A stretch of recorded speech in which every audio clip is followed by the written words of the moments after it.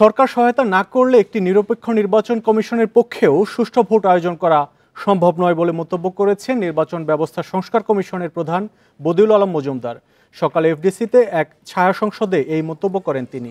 সরকার ইসির পর নির্বাচনে গুরুত্বপূর্ণ অংশীজন উল্লেখ করে বদিউল আলম মজুমদার বলেন, গত 3 নির্বাচনে যারা নির্বাচনী অপরাধ করেছেন তাদের শাস্তির আওতায় আনা উচিত। সবচেয়ে বড় অপরাধ করেছে নির্বাচন কমিশন। নির্বাচনে গণমাধ্যমের ভূমিকা গুরুত্বপূর্ণ দাবি করে সংস্কার কমিশনের প্রধান বলেন, গত 3 নির্বাচনে কেউ ইচ্ছে করে সত্য কথা বলেননি, আর কাউকে বাধ্য করা হয়েছিল সত্য না বলতে। 31 ডিসেম্বরের মধ্যেই নির্বাচন ব্যবস্থা সংস্কারের রিপোর্ট দেওয়া হবে বলেও জানান তিনি। বলেন, নির্বাচন ব্যবস্থা সংস্কার গুরুত্বপূর্ণ, তবে সংস্কারের জন্য সময় দিতে হবে।